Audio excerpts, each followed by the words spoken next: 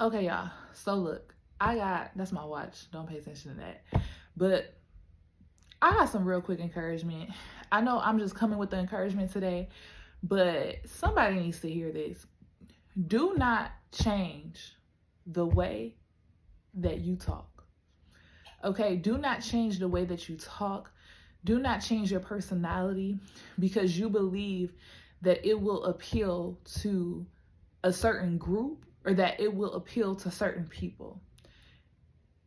One thing I will say is that you should allow the Lord to mature you in his wisdom, let down the wisdom of the world, and gain the wisdom of the Lord, which gives you wealth, honor, and everlasting life, right? It gives you life. It grants you life by choosing God's wisdom.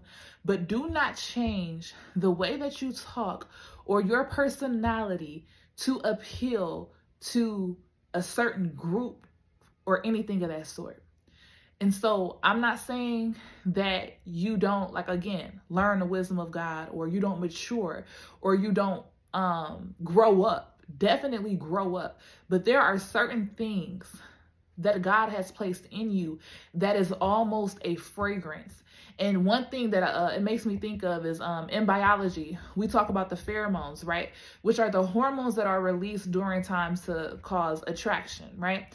And so for a lot of you guys, let's say it this way, there is a pheromone in the anointing that you have.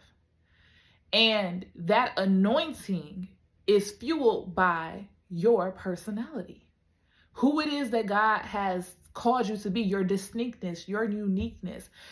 If you find yourself trying to build a prophet, build an evangelist, build a teacher, build whatever you can think of, build a hairstylist, trying to be exactly how others are going to be, what's going to happen is that you won't have much success because you're trying to use someone else's blueprint, but God has created a blueprint specifically for you. So I was just doing something and God wanted me to remind someone today that you don't change how you talk. You don't change your personality.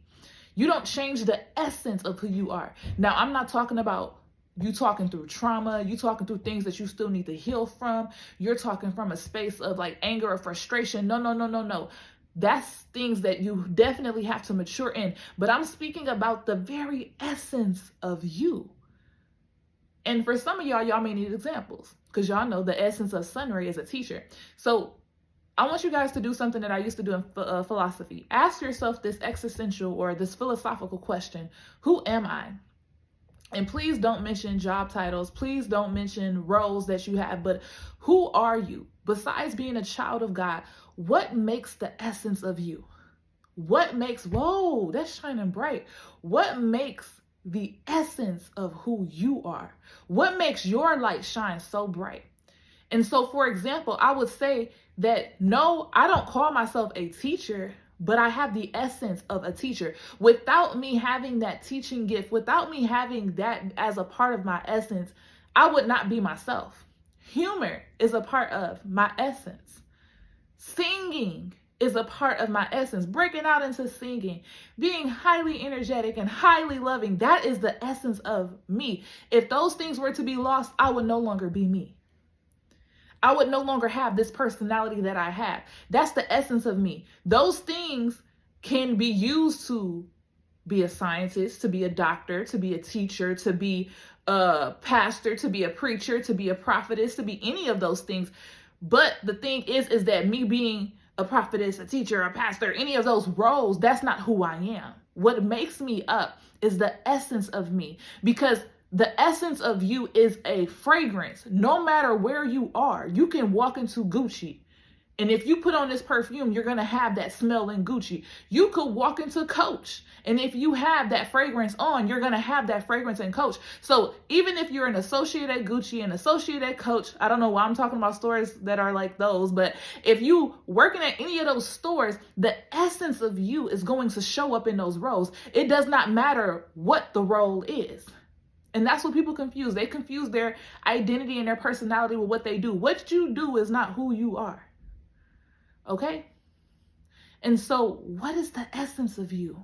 That You bottle it up and you always keep it because it's valuable. That is the light. God says, let your light shine before man so that man may see your good deeds and glorify your Father in heaven. That uniqueness is what allows the Father to be glorified. And so today, I want to remind somebody, you don't change the way you talk for nobody at all. Unless you like cursing and all that other stuff. Now that's different. Like I said, things that you need to mature in, definitely mature in. But even if you begin cursing, God gonna perfect that. He'll work that out of you. But there are certain things as that's the essence of who you are that you should never lose. And so today I wanted to remind someone of that. To be you, that is how your pheromones, that is how your anointing will attract those who are meant to be a part of you. Okay? I love y'all so much. Talk to y'all later.